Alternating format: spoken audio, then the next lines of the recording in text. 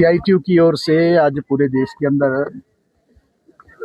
अंतर्राष्ट्रीय मजदूर दिवस मनाया जा रहा है। आपको मालूम होगा कि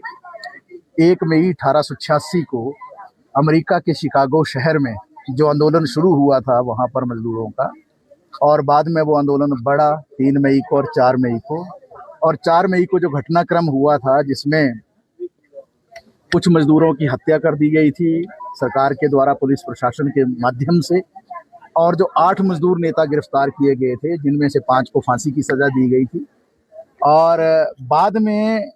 उसके ठीक 7 साल के बाद उस प्रांत के गवर्नर ने सामने आकर ये बात कही थी कि ये मुकदमा पूरी तरह से जाली था, गलत था, गलत फांसियां लोगों को दी गई। मजदूरों का कोई भी दोष नहीं था, बल्कि वो अपनी मांगों को लेकर लड़ रहे थे, कोई हिंसा उन्होंने नहीं की थी। तो ये अपने आप में घटना पूरे दुनिया के अंदर एक सिंबल बन गई थी उसके बाद, कि जब जब मजदूर जो अपनी मांगों को उठाते हैं अपनी यूनियन के माध्यम से, उनके आंदोलनों को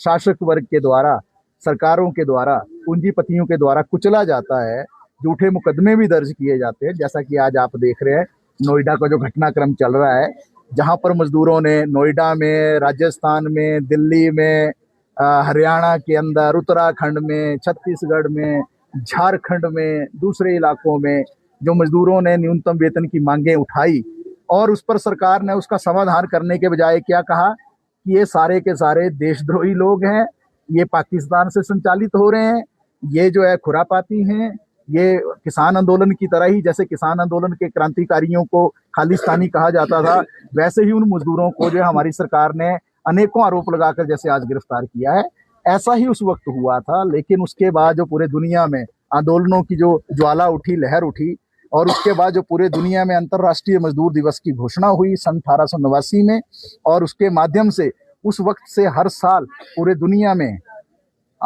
हर जगह कोई ऐसा देश नहीं है जहां पर अंतर्राष्ट्रीय मजदूर दिवस नहीं मनाया जाता है। और इसका महत्व ये है कि जो भी व्यक्ति, क्योंकि आमतौर पर मजदूर को ये भी माना जाता है कि जो गैंती फोड़ा चलाता है या कोई इस तरीके का फिजिकल वर्क करता है वही मजदूर है। मजदूर वर्ग में वो हर आदमी है जो कर्मचारी है, जो अपनी सेवाएं दे रहा है, चाहे वो सेवाएं दे रहा है, चाहे वो मैन्युफैक्चरिंग इंडस्ट्री में किसी चीज को बना रहा है, सुई से लेकर जहाज तक जो भी चीज दुनिया के अंदर बनती है, या आपकी तरह भी कोई भी सेवा जो दे रहा है, वो तमाम लोग जो है मजदूर की परिभाषा में आते हैं। सरकारी कर्मचारी भी उसके दायरे में है। तो इस तरीके से हर साल ऐसे श्रमिक दिवस को मनाया जाता है, और हर साल हमारी ये कोशिश होती है मजदूर वर्ग की कि उन शहीदों को याद करते हुए जो उनकी लड़ाई थी उसको आगे ले जाए। क्या लड़ाई है वो? आज के दिन में अगर हम हिंदुस्तान की बात करेंगे, हमारे देश के अंदर जिस तरीके से 29 कानूनों को खत्म करके 4 लेबर कोड बनाए, ये हायर एंड फायर की नीति को जिस तरीके से लाना चाहते हैं, मजदूरों को कभी भी निकालने की साजिश रच रहे हैं,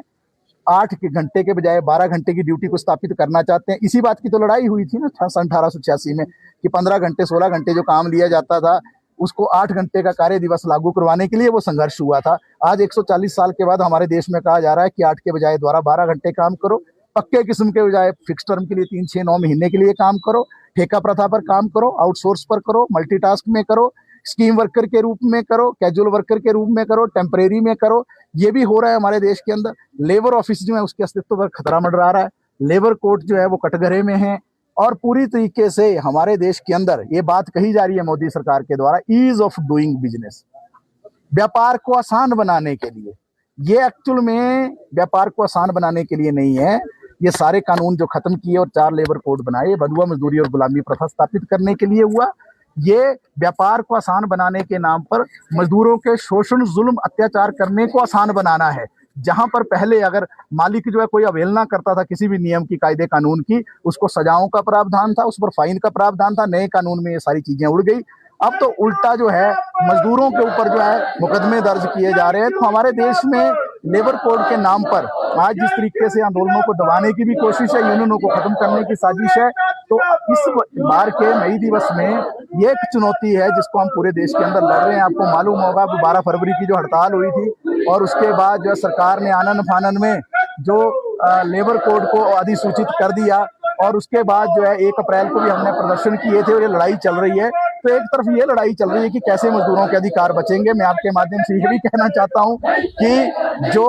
जर्नलिस्ट हैं, वर्किंग जर्नलिस्ट हैं, उनके भी जो 2 कानून थे 1955 और 1958 के, वो भी खत्म कर दिए हैं नए लेबर कोड में। तो ये तो उन कर्मचारियों पर भी हमला है। और मजीठा आयोग जो हम कहते थे, उसकी जो सिफारिशें हैं वो अब तो रद्दी खाने में डाल दी जाएंगी। तो शोषण सब जगह बढ़ रहा है। ये भी एक मुद्दा है। मजदूरों का 30,000 रुपए का भी वेतन का सवाल है, और जो कच्चे किस्म के कर्मचारी स्कीम वर्कर्स हैं उनको पक्का करने का भी सवाल है, और ऐसे अनेकों सवाल है जहां पर जो पूरी तरह से पूंजीपतियों के साथ जो सरकार खड़ी हो गई है। तो आज हिमाचल प्रदेश के अंदर सब जगह जो है हमने इस तरीके के कार्यक्रम किए हैं, जिला मुख्यालयों पर, ब्लॉक मुख्यालयों पर, कार्यस्थलों पर, शिमला जिला के अंदर भी किए हैं, और डीसी